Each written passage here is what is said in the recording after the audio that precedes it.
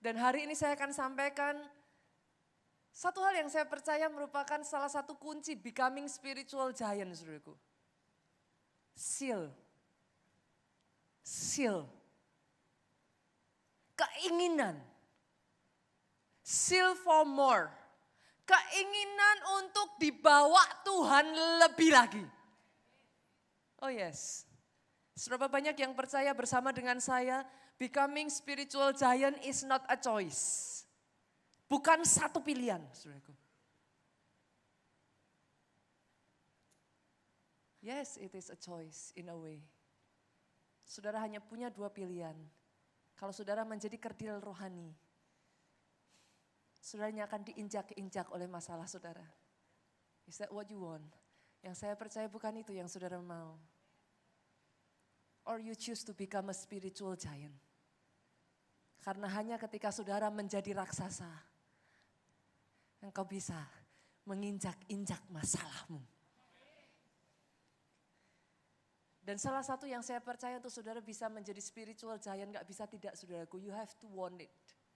Saudara harus mau, saudara harus punya keinginan yang begitu besar untuk mengejar itu saudaraku.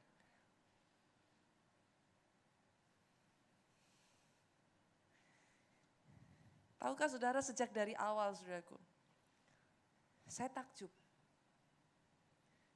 Ketika saya membaca Alkitab sejak dari awal, tahukah saudara setiap dari saudara sesungguhnya, sejak dari leluhur kita diciptakan, sejak dari manusia diciptakan, Tuhan menaruh yang namanya roh penakluk saudara. Roh untuk menguasai, roh untuk mendominasi saudaraku. Dalam diri kita manusia. Kita buka ya, kita lihat. Ini sesuatu kebenaran yang luar biasa. Kejadian 1 ayat 27 sampai 28. Banyak dari kita melewatkan hal ini saudaraku. Kejadian 1 ayat 27 sampai 28 yang sudah ketemu katakan amin. Pagi-pagi hari saudaraku, suasananya nyaman di sini. Ayo kita baca dengan suara keras amin. 2, 3. Maka Allah menciptakan manusia itu menurut gambarnya. Menurut gambar Allah diciptakannya dia. Laki-laki dan perempuan diciptakannya mereka. Allah memberkati mereka, lalu Allah berfirman kepada mereka, beranak cuculah dan bertambah banyak, penuhi bumi dan taklukkanlah itu. Berkuasalah atas ikan-ikan di laut dan burung-burung di udara, dan atas segala binatang yang merayap di bumi. Ketika Tuhan menciptakan Adam, saudaraku, dia ciptakan Adam dengan roh penakluk. Leluhur kita yang satu ini saudaraku, benar-benar punya roh penakluk yang luar biasa saudara. Kenapa saya katakan demikian? Seorang diri saudara. Seorang diri. Adam menamai seluruh binatang. Wow. Can you imagine it? Bisakah saudara bayangkan? Saya yakin Adam bukan hanya sekedar lihat gajah lalu dia bilang, kamu gajah, no way. Tahukah saudara apa yang membuat gajah itu sampai menerima namanya? He has to conquer it first. Dia harus membuat gajah itu tunduk di bawah dia sampai dia bisa menamainya. I can imagine it, saudaraku. One by one by one. Kalau saudara berbicara Taman Eden, namanya taman saudara. Kadang kita bisa salah. Di Jakarta ini kalau kita bicara taman ya apa sih saudaraku? Jakarta ini rumah kecil-kecil. Betul? Segede-gedenya taman di Jakarta ini kayak apa sih saudara? Yang mengerti katakan amin. But don't get mistaken by it. Taman Eden bukan sebuah taman yang kecil saudaraku. Di dalamnya terdapat lautan. Halo yang mengerti katakan amin. Seorang diri Adam menaklukkan semuanya itu. Dia menatanya satu persatu. Wow. Sampai satu titik saudaraku, sampai satu ketika manusia jatuh dalam dosa. Dan tiba-tiba saudara di saat itu seorang penakluk yang begitu luar biasa. Gunung demi gunung, daratan demi daratan, binatang demi binatang, dia taklukkan satu persatu. Sampai satu titik ketika manusia jatuh di dalam dosa saudaraku. Seorang penakluk yang begitu luar biasa saudaraku. Bahkan hanya untuk bertahan hidup, dia harus banting tulang. Can you imagine it? When the Spirit of God depart from Adam. Waktu roh Allah meninggalkan Adam, saudaraku. Itu sebabnya tahukah saudara? Not by might, not by power, but by the Spirit of the Lord. Kau tidak menaklukkan masalahmu dengan kekuatanmu. Maafkan saya saudaraku. Kalau saudara berpikir bahwa saudara bisa menaklukkan masalahmu dengan kekuatanmu, saudara salah besar. You miss the whole point. Sejak dari manusia jatuh di dalam dosa, seorang penakluk yang begitu hebat sekalipun, dia harus tunduk. Sampai saudaraku, berpeluh kesah, dia sampai harus banting tulang hanya untuk bertahan hidup. That is what you see right now. Itu yang saudara lihat hari-hari ini. But that is not the beginning. Bukan permulaannya seperti itu saudaraku. Itu sebabnya 2000 tahun yang lalu, Yesus turun ke muka bumi ini Pak. Dia mati di atas kayu salib. Dan Alkitab berkata barang siapa percaya, tidak akan binasa, melainkan beroleh hidup yang kekal. Apa artinya beroleh hidup yang kekal? Roh itu dikembalikan, saudara. Oh yes. Itu sebabnya firman Tuhan mengatakan apa? Sebab bagi Allah tidak ada yang mustahil. Jangan berhenti sampai di situ. Sebab bagi orang yang percaya. Oh, saya tidak mendengar tepuk tangan dari tempat ini. Artinya saudara satu persatu dari saudara di tempat ini. Bagi orang yang percaya, apa itu orang percaya saudaraku? The Spirit of God is in you. Tidak ada yang mustahil. Tidak ada yang mustahil. Doa saya hari ini saudaraku, doa saya hari ini. Roh penakluk itu di dalam nama Yesus kembalikan.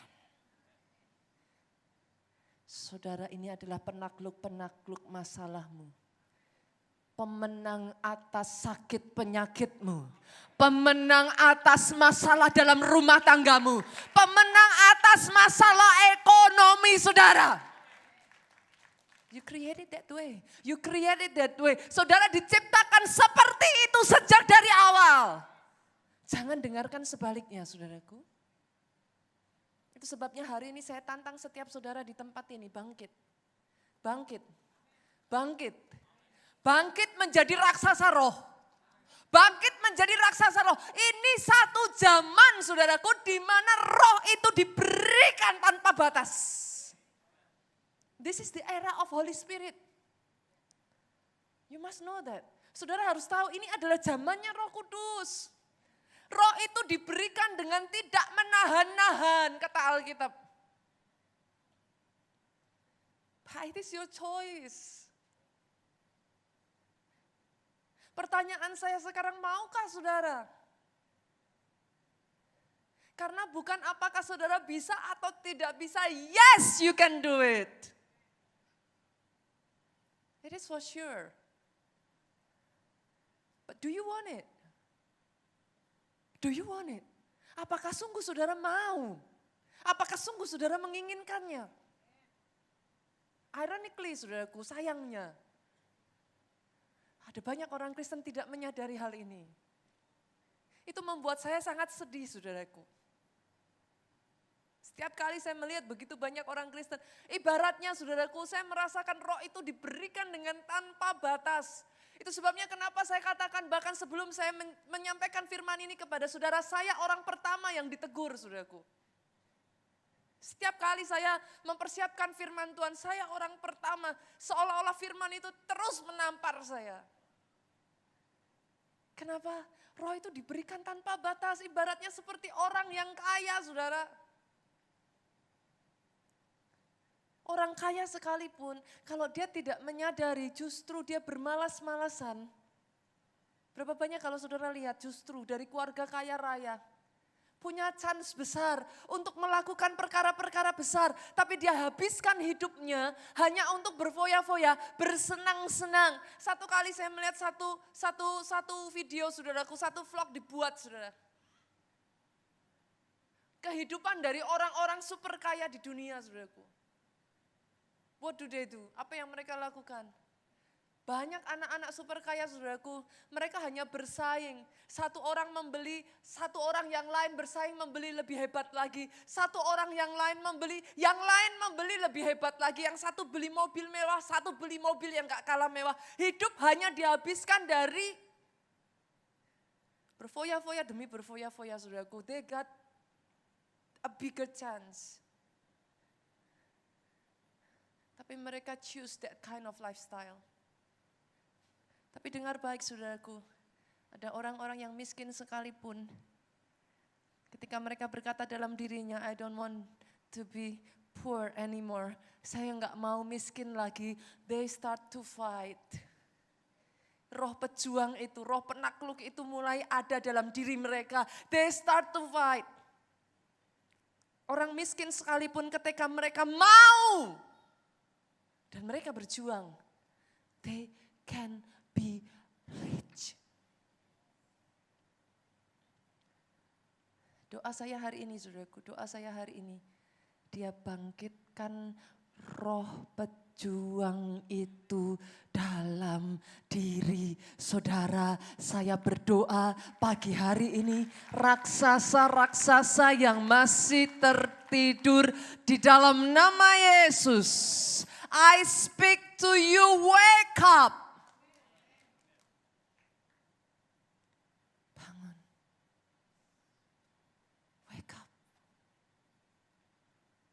Bangun saudaraku. Jangan terus digilas oleh masalahmu. Jangan terus mau hidup dengan cara berjuang terus-menerus setiap hari hanya untuk berkemenangan saja saudaraku, berat sekali. Rise up, be the giant. Satu persamaan yang saya tahu dari seorang raksasa saudaraku. Raksasa itu sama-sama punya selera yang besar. Saudara. Raksasa rohani punya selera yang besar dari Tuhan. Saya nggak pernah lihat raksasa punya seleranya kecil-kecilan. Yang percaya katakan amin. Yang percaya aminnya lebih keras lagi. Kita buka bilangan saudara, kita lihat bilangan pasal yang ke-13. Bilangan pasal 13 ayatnya yang ke-27 sampai 28. Saya bacakan buat saudara. Mereka menceritakan kepadanya, kami sudah masuk ke negeri kemana kau suruh kami dan memang negeri itu berlimpah-limpah susu dan madunya. Dan inilah hasilnya. Hanya bangsa yang diam di negeri itu kuat-kuat. Dan kotanya berkubu dan sangat besar. Juga keturunan enak telah kami lihat di sana. Amazing ya saudaraku ya. Tempat bangsa yang dijanjikan Tuhan, wilayah yang dijanjikan Tuhan, Kanaan, Tuhan janjikan untuk Israel. Itu satu tempat yang bahkan diminati raksasa-raksasa saudara.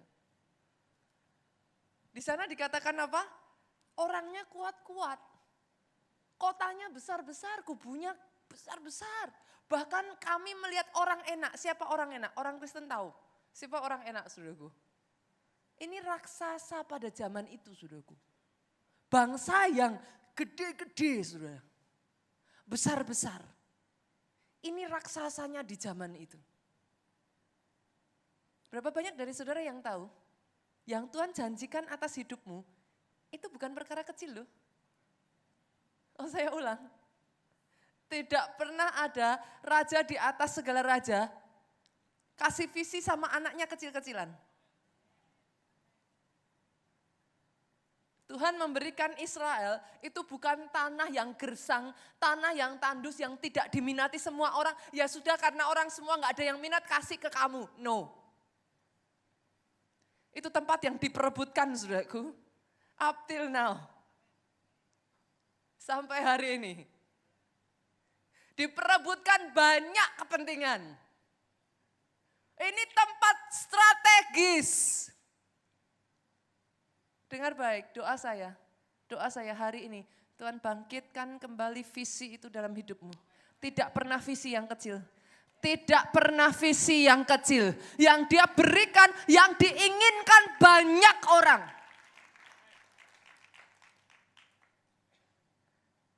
Itu yang Tuhan mau, saudaraku. Dan salah satu raksasa rohani di zamannya yang pernah hidup, saudara, namanya adalah Kaleb. Masih ingat Kaleb, saudaraku? Salah satu dari 2 pengintai yang Tuhan izinkan menjejakkan tanahnya, kakinya di tanah Kanaan, saudaraku. Kita lihat ayatnya, kita baca, saudaraku. Amazing. Raksasa yang satu ini amazing. Yosua 14. Ayatnya yang ke-10 sampai ayatnya yang ke-15. Boleh bantu saya, saudara? Saya baca ayat 10, saudara baca ayat 11, kita bergantian ya. Ayat 15 kita baca bersama-sama 2-3.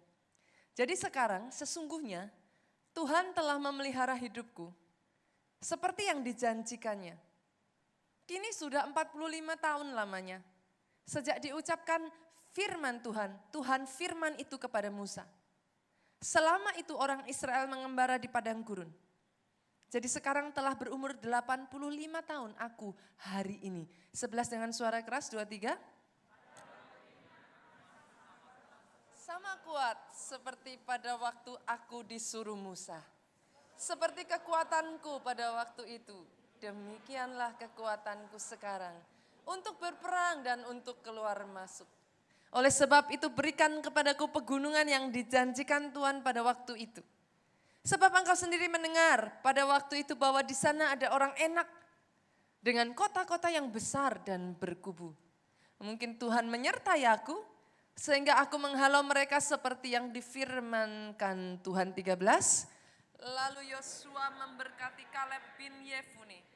Dan diberikannya lah Hebron kepadanya menjadi milik pusakanya. Itulah sebabnya Hebron menjadi milik pusaka Kaleb bin Yefune orang Kenas itu sampai sekarang ini. Karena ia tetap mengikuti Tuhan Allah Israel dengan sepenuh hati. 15. Nama Hebron dahulu ialah Kiryat Arba.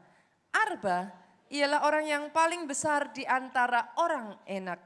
Dan amanlah negeri itu. Apa janji Tuhan untuk Kaleb, saudaraku? Kiryat Arba. Kiryat Arba, saudara. Apa itu Arba? Alkitab katakan, raksasanya raksasa. Ada hari ini di antara saudara yang merasa saudara sedang menghadapi raksasanya raksasa dalam hidupmu? Bolehkah saya mengatakan ini, saudaraku? Roh Allah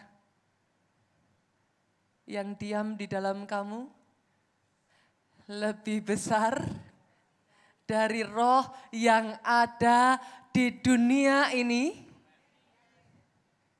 Oh, dengar baik, saudaraku. Dengar baik. Kalau roh Allah yang tinggal di dalam saudara lebih besar dari roh yang ada di dunia ini, artinya roh Allah yang tinggal di dalam saudara lebih besar dari raksasanya raksasa. Saya tidak dengar tepuk tangan yang paling meriah dari tempat ini. Kalau mau tepuk tangan saudaraku, jam 8 pagi ayo tepuk tangannya yang paling meriah buat Yesus Tuhan kita. Serukan haleluya, haleluya, tepuk tangan lebih dahsyat lagi. Roh yang tinggal di dalam saudara lebih besar dari raksasanya raksasa. Apa raksasanya raksasa yang hari ini membuat ciut? Sama seperti Goliat, berdiri di depan saudara setiap hari.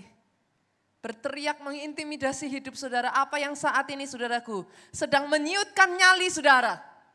Apa yang saat ini terus berteriak-teriak di depan saudara dan mengatakan, your life is over.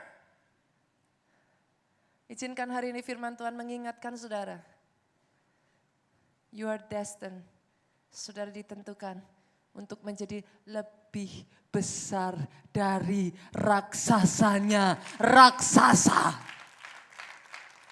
Itu sebabnya saudaraku izinkan saya mengatakan ini. Jangan diskon visinya Tuhan.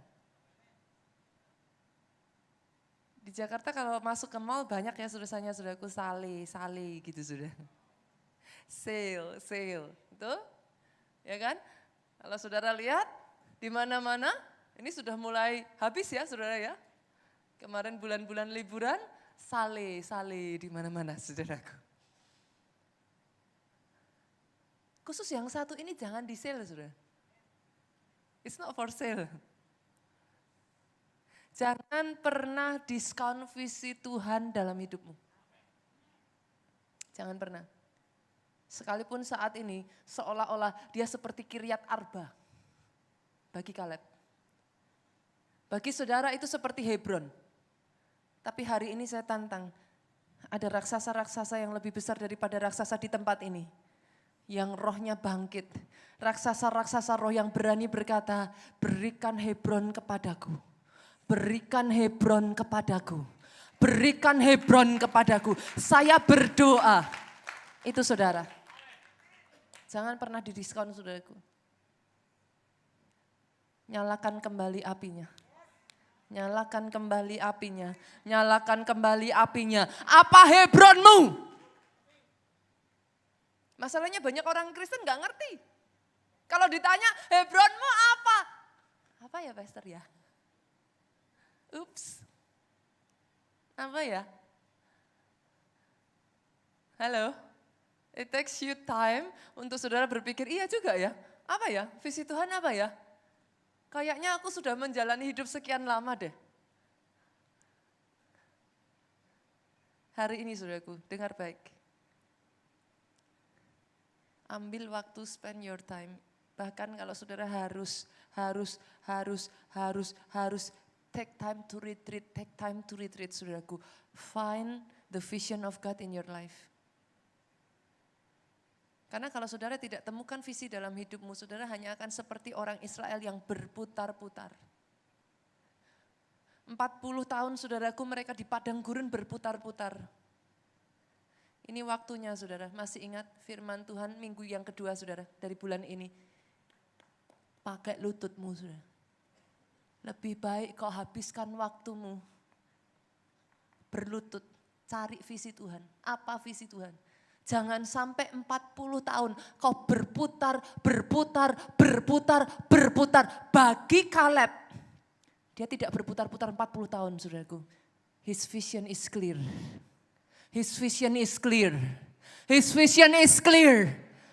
Dia boleh mengalami proses, dia boleh mengalami penundaan. But his vision is clear.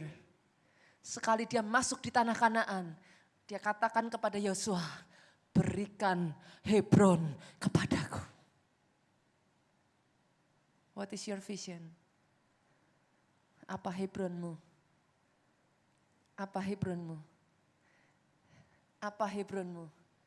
Karena saya akan masuk ke level yang berikutnya saudaraku.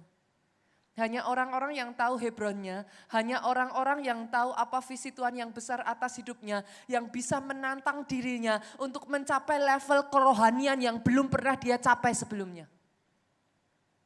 Kalau saudara tahu bahwa yang akan saudara capai itu jauh lebih dari kekuatanmu, saudara menantang dirimu sendiri, go beyond yourself. Tapi kalau visimu hanya kecil-kecilan saudaraku. Visimu, pastor, yang penting saya bisa bertahan hidup aja pastor, udah puji Tuhan. No, never. Saya katakan never. That is not your vision. Tuhan tidak memberikan visi hanya sekedar saudara bertahan hidup. Itu adalah satu keadaan di mana ketika Adam jatuh di dalam dosa. Come on saudaraku, maafkan saya firman Tuhan hari ini keras. Tapi visi Tuhan atas Israel, Hebron, Kanaan, tempat yang diinginkan semua orang. Itu visi Tuhan yang Tuhan mau kejar. Kok ada ayatnya saudaraku? Yes, harus dikejar. 1 Korintus kita buka 14 ayat 1. Menjadi raksasa roh itu harus dikejar loh saudaraku. Oh yes, menjadi raksasa roh harus dikejar. 1 Korintus 14:1, kejar kasih itu. Usahakan dirimu memperoleh karunia-karunia roh, terutama karunia bernubuat. Saya hanya ambil dalam hal ini saudaraku, artinya apa? Kejar. Jangan saudara cuma tunggu bola. No, bukan. That is not what he wants. Yang dia mau, kejar. Kejar, kejar, kejar. Sejak dari awal firman Tuhan ini diberitakan, kalau saudara ingat. Dia memberikan rohnya tanpa batas. Unlimited spirit saudaraku. Tubuh manusia boleh terbatas. Saya ulang ya saudaraku. Sampai titik tertentu tubuhmu berhenti bertumbuh. Tapi tidak dengan rohmu. Bicara roh, you can grow unlimited. Bicara roh, saudara bisa bertumbuh tanpa batas. Bukan bisa, tidak bisa, tapi mau atau tidak mau. Pagi hari ini saya impartasikan saudaraku, saya berdoa. Kerinduan yang menyala-nyala. Untuk mengejar visi yang dari Tuhan. Tuhan taruh kembali. Api yang saat ini sudah mulai padam. Orang-orang Kristen di sini yang apimu sudah mulai padam. I speak to you. Wake up. Menyala kembali. Menyala kembali. Life is too short. Hidup terlalu singkat saudaraku. You don't have forever. You don't have forever. Sebagian besar dari saudara di sini, saudara sudah di atas usia 30 tahun. Hanya sebagian kecil saja yang usianya di bawah 30 tahun. Yang ada di tempat ini. That means saudaraku, Alkitab mengatakan usia manusia 70-80 tahun. Saudara hanya punya sekitar 1,5 kali usiamu saat ini. Life is too short. You don't have forever. Jangan terus berputar-putar di padang gurun saudaraku. Stop it. Jangan terus berputar-putar di padang gurun. Ini saatnya mengejar Hebron dalam hidupmu.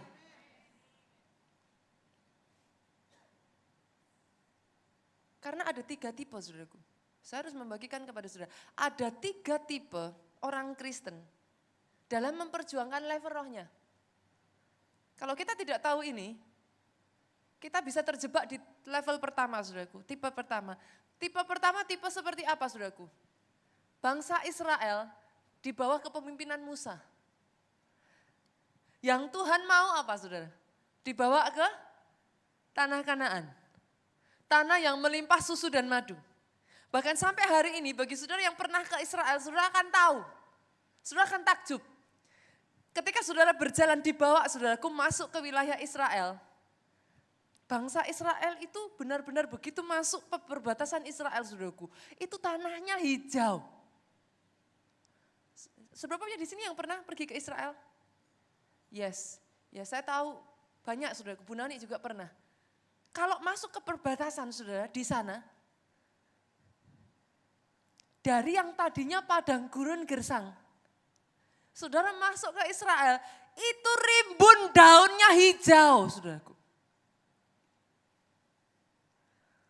That is the promise of God in your life. KKS, jangan hanya punya visi yang penting gak bubar. Halo? Kalau saudara buka komsel hanya untuk gak bubar, saudaraku, forget it. Saya tantang Hebron, saudara. Hebron, bukan hanya gak bubar. Anak selmu bertambah, bukan hanya bertambah, multiplikasi, saudaraku. Dari 1 jadi 2, 2 jadi 4, 4 jadi 8. Tidak terbatas multiplikasi Tuhan akan berikan dalam setiap KKS demi KKS di tempat ini. Oh, tepuk tangannya boleh saya dengar lebih dahsyat lagi buat Yesus Tuhan kita. Oh yes, jangan jadi tipe yang pertama. Tipe yang pertama itu seperti apa saudaraku? Karakteristiknya, cirinya. Tuhan mau bawanya besar, dia maunya zona nyaman. Udah deh Tuhan, Mesir aja lah. Dijajah kami tetap bisa makan kok.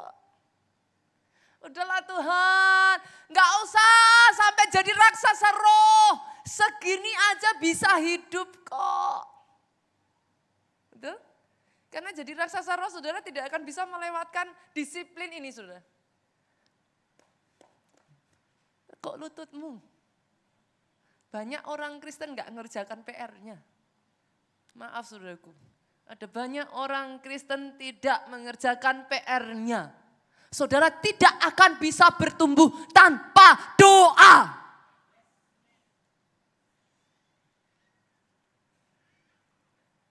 Yang satu ini benar-benar menyedihkan hati saya, saudara, membuat hati saya sedih, saudara. It grieve me. Minggu yang kemarin, saudaraku, 2 minggu saya berkhotbah di Jogja, saudara.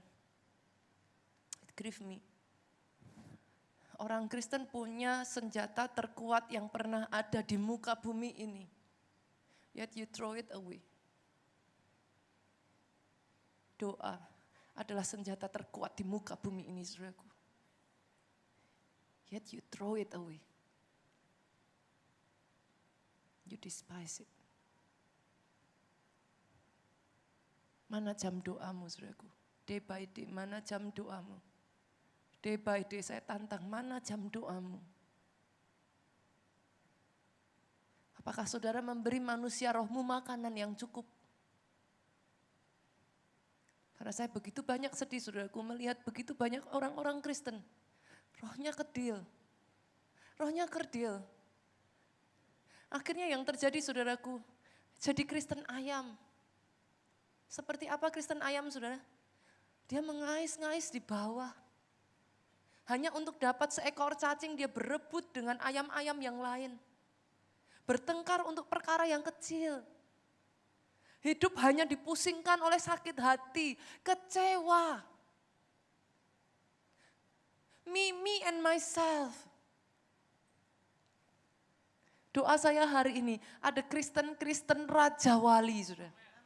Kristen-Kristen Raja Wali. Kenapa? Sekali saudara terbang tinggi, saya harus mengatakan langit tidak terbatas. Look upon the sky. It's unlimited. Tidak perlu berebut saudaraku. Tidak perlu bertengkar. Apa yang sudah Tuhan janjikan atas hidupmu tidak ada satu orang pun yang bisa mengambilnya. Kalau tidak Tuhan janjikan kau mau mengambilnya sekalipun tidak akan bisa kau ambil. Look upon the sky. Jangan terus melihat mengais di tanah seperti ayam. Yang kau dapat hanya cacing-cacing kecil. Look upon the sky. Hebronmu menanti saudara. Itu sebabnya tinggalkan level 1. Apa level 1? Zona nyaman. Apa level 1 tidak mau bayar harga? Apa level 1 enggan dibawa masuk pada proses? Begitu proses datang, saudara langsung cepat-cepat melarikan diri. Siapa bilang yang namanya jadi seorang pejuang, saudaraku, bisa langsung jadi seorang pejuang tanpa ada namanya proses. Saudara hanya bisa menjadi penakluk kalau ada yang ditaklukkan. Penaklukan hanya bisa terjadi lewat peperangan, saudaraku. Kalau saudara tidak mau berperang, saudara tidak mau berjuang. Saudara tidak mau melalui proses. Saudara hanya bisa menjadi Kristen-Kristen ayam yang mengais di bawah. Proses menjadi seekor Raja Wali.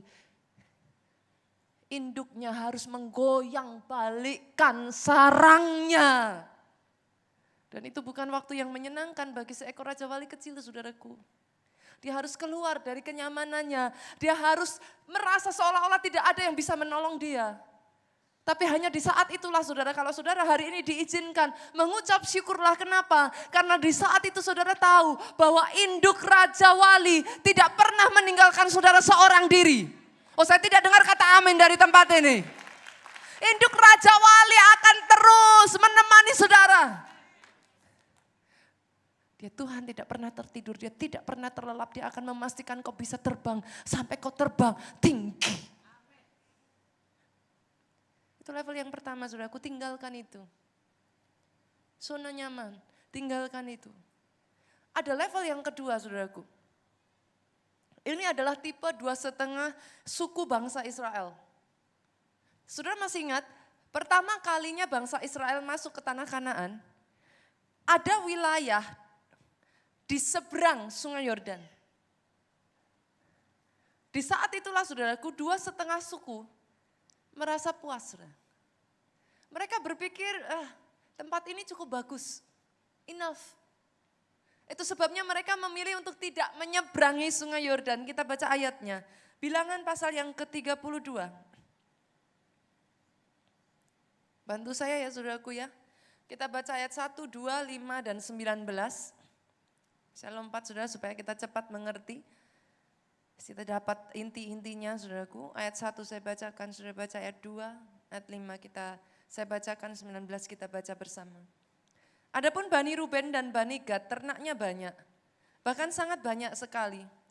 Ketika mereka melihat tanah Yaeser dan tanah Gilead, tampaklah tempat itu tempat yang baik untuk peternakan. 2 dengan suara keras.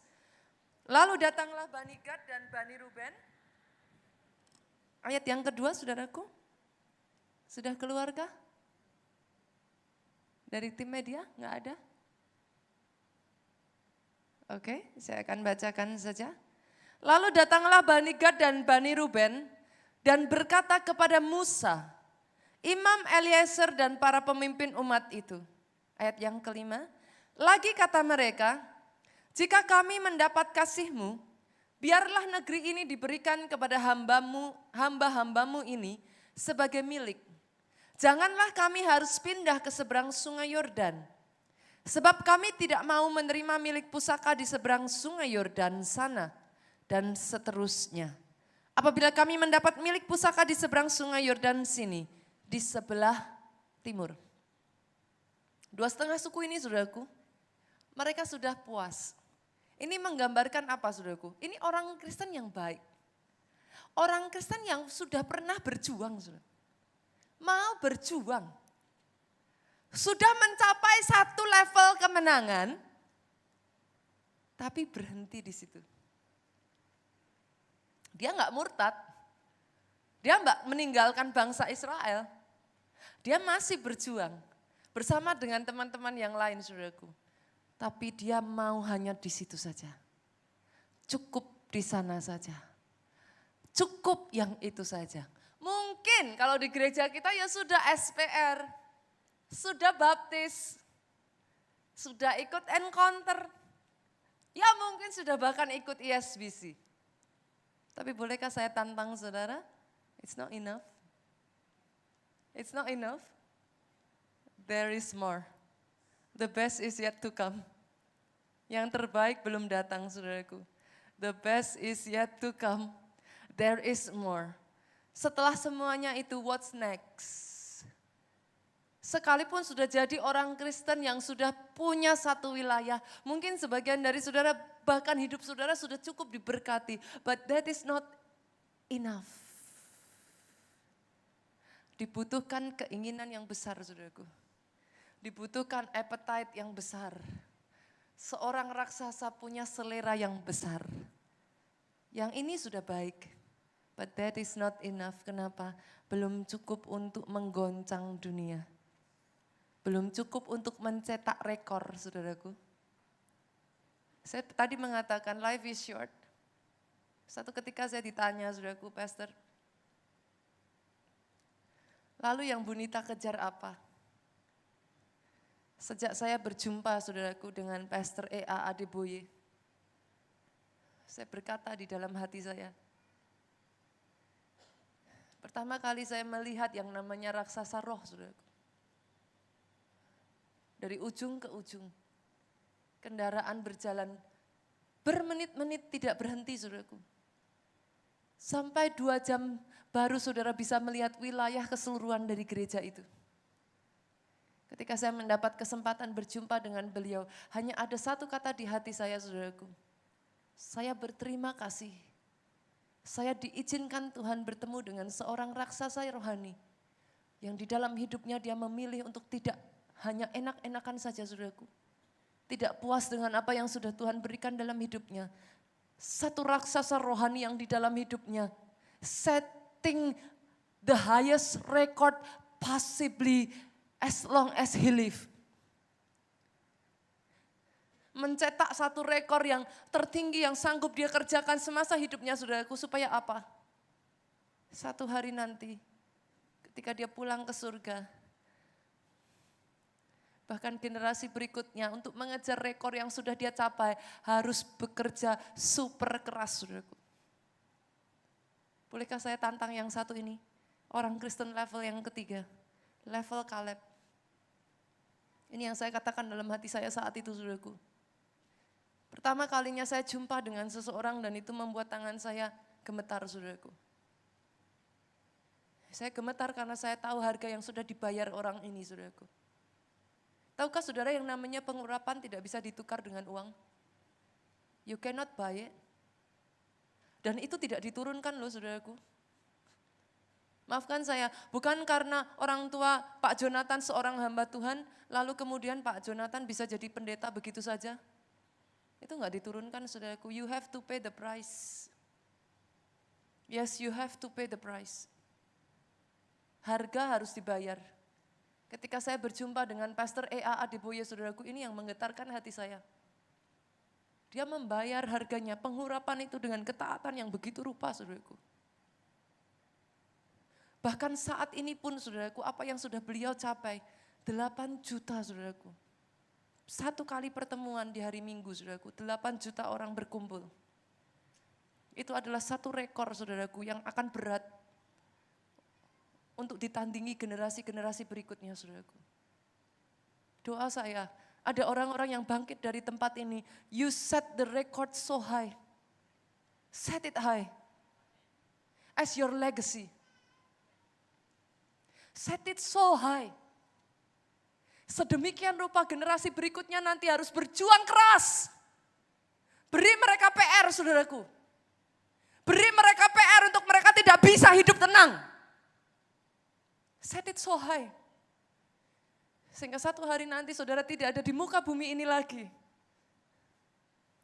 Generasi di bawah saudara harus berjuang keras untuk mengalahkan rekor yang pernah saudara tinggalkan, legacy yang pernah saudara buat semasa saudara hidup.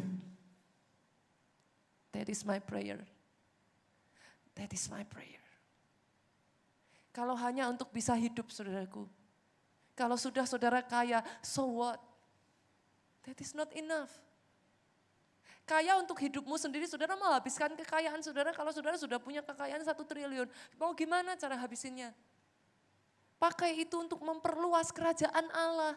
Set the record so high. Jangan terus bergumul dengan hidupmu terus, saudaraku. Kecewa dengan si A, gesekan dengan si B, gak mau pelayanan gara-gara ini dan itu. That is too little.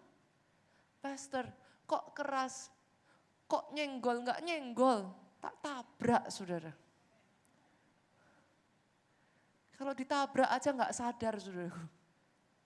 Kenapa saya katakan demikian? You do not have forever. Life is so short.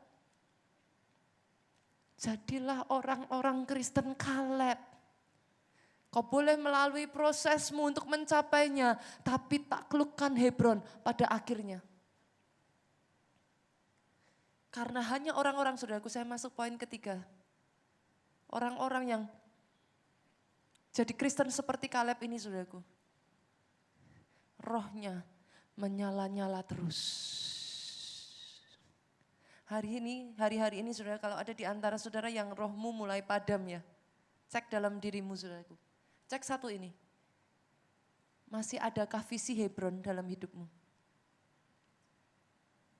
Saya tanya ya saudara ya, kalau rohmu mulai padam, kalau saudara mulai katakan kepada saya, Pastor, kok saya tuh kok rasanya ke gereja udah males ya Pastor. Pelayanan tuh udah gak ada gairahnya lagi deh Pastor rasanya.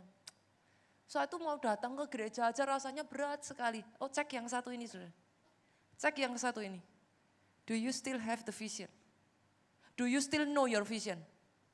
Saya jamin, saudara. Orang-orang yang rohnya mulai padam, biasanya saudara tersesat di padang gurun. Oh yes. Kau berputar-putar begitu rupa, kau lupa visimu. Kaleb boleh berputar-putar bersama bangsa Israel 40 tahun, saudaraku. He never forget Hebron. Hebron is his vision. Itu visinya. Dia boleh menghadapi masalah, dia boleh jatuh bangun, saudaraku. Dia boleh bersama bangsa Israel mengalami jatuh bangun yang begitu rupa. Tapi selama Hebron itu terus menjadi visinya. Rohnya menyala-nyala. Hanya orang yang seperti ini, saya masuk poin saya yang ketiga, saudaraku. Saya undang pemain musik maju ke depan. Hanya orang yang seperti ini, yang punya roh menyala-nyala untuk berdoa minta perkara besar, saudara.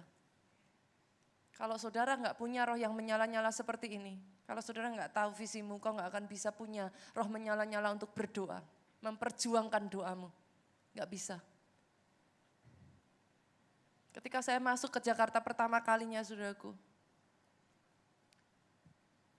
saya membuat satu deal dengan Tuhan. Bukan satu hal yang mudah untuk saya pindah ke Jakarta, saudara. Jogja bagi saya itu seperti anak sulung, saudara. Kalau mau jujur boleh ngomong, saudaraku. Saya ada di Jakarta ini hanya karena ketaatan saja. Saya belajar taat dengan rencana Tuhan, saya belajar taat dengan otoritas pimpinan di atas saya. Karena bagi saya Jogja itu sudah seperti anak sulung, dibesarkan dari sejak tanah, saudaraku. Ketika saya tinggalkan Jogja, Jogja sedang maju-majunya, saudara. It's not easy. Saat saya datang ke Jakarta ini, Jakarta masih sedang ada di dalam masa perintisan. It's not easy. I make a deal with God. Satu hari saya katakan kepada Tuhan, yes, I will go to Jakarta under this one condition, Lord. Berikan Jogja apa yang menjadi haknya. Karena saat itu, saudaraku, bertahun-tahun kami mencari tempat, saudara. Kami nggak bisa dapat. Semua jalan ditutup oleh Tuhan untuk saya pindah ke Jakarta ini. Saya katakan kepada Tuhan, Tuhan kalau saya pindah ke Jakarta, open the door for Jogja. Itu doa saya, saudaraku. Waktu berjalan setengah tahun saya ada di Jogja, waktu itu saya pindah ke Jakarta, saudaraku. Dan saya tidak kunjung melihat pintu terbuka untuk Jogja. Satu waktu ketika saya pulang ke Jogja, saudaraku, di kamar saya waktu itu saya marah.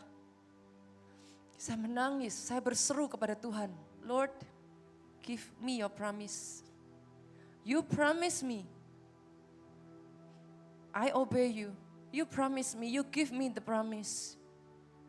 Hari itu, saudaraku, malam itu saya menolak untuk berhenti berdoa sampai Tuhan berbicara. Malam itu saya terus berdoa, saudaraku, saya nggak tahu berapa jam saya berdoa. Berjam-jam sampai subuh pagi, saudaraku, saya baru selesai. Saya berteriak-teriak seperti orang gila dan saya katakan kepada Tuhan, give me your promise. Karena I already make a deal with you. Give me your promise.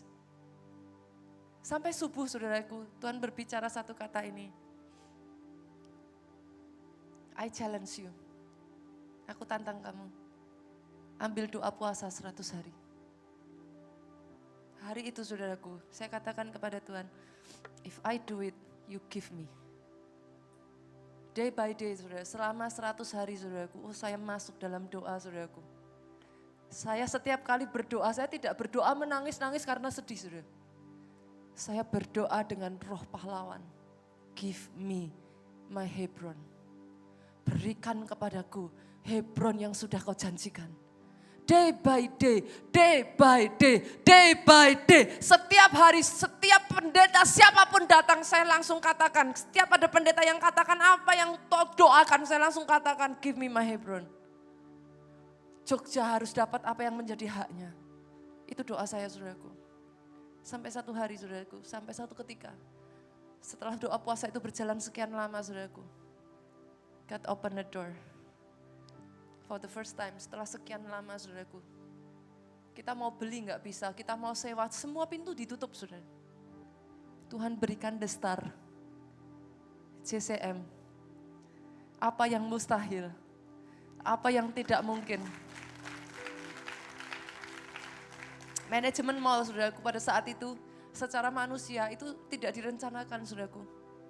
Mereka katakan, seberapa besar kau butuh, kami sediakan. Saya masih ingat kata-kata Pak Jo waktu itu. Mereka duduk ada di lobi, saudaraku, dari mall itu, saudara. Ini yang Pak Jo minta, as big as you can give, katanya. Sebesar yang gedung ini bisa sediakan, we will take it. Itulah JCM, saudaraku.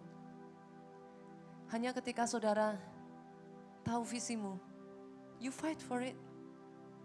Dan tahukah saudara, doa itu gerbangnya mujizat.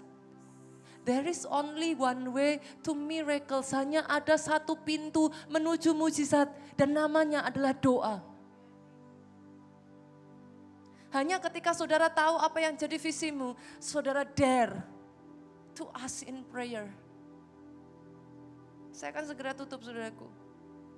Keinginan menyala untuk kita juga bisa bayar harganya. Itu hanya didapat ketika saudara memperjuangkan sesuatu, saudaraku.